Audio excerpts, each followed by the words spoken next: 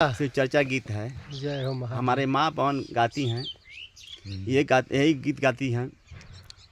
और पिजड़वा कोनो काम के, पिजड़वा कोनो काम के, उड़ जाई है सुगनवा हो। पिजड़वा कोनो काम के, उड़ जाई है सुगनवा हो। पिजड़वा कोनो काम के, ओ पिजड़वा कोनो काम के, पिजड़वा कोनो काम के, उड़ जाई है सुगनवा हो। पिजड़वा कोनो काम के, उड़ जाई है सुगनवा हो। पिजड़वा कौन काम के, और जियते के ये पूत पानियो नदी हला। जियते के ये पूत पानियो नदी हला। मुँहले पे पानी याद देला अपने नाम के। मुँहले पे पानी याद देला अपने नाम के, उड़ जाइए सुगनवा हो। पिजड़वा कौन काम के,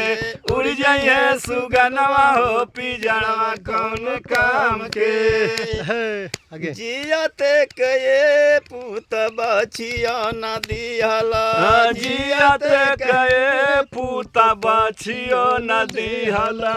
मुँहले पे बचिया दे देला अपने नाम के, उड़ जाइए सुगनवा हो। पिजड़वा कोनो काम के, उड़ जाइए सुगनवा हो। पिजड़वा कौन काम के, उड़ जाइए सुगनवा हो। पिजड़वा कौन काम के, जियते के ये पूत बतरो नदी हला। जियते के ये पूत बतरो नदी हला।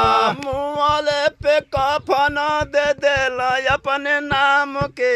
मुँहले पे कफन दे देला अपने नाम के, उड़ जाइए सुगनवा हो। पिजड़वा कौन काम के, उड़ जाइए सुगनवा हो। पिजड़वा कौन काम के, अरे जियते के ये पूत कपड़ो नदी हला।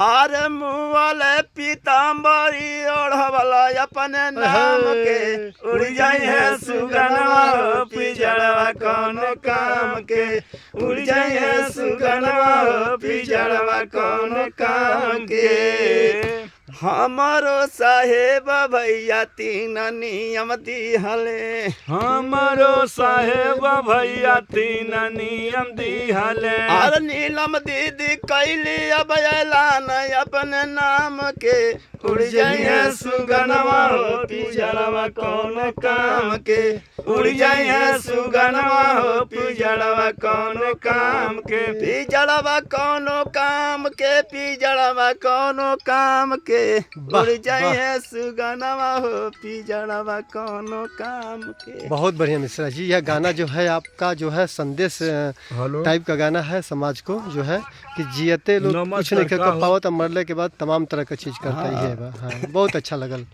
आप लोग अगर अच्छा लगे तो शेयर करिएगा। हर हर महादेव, जय जय श्री शंभू।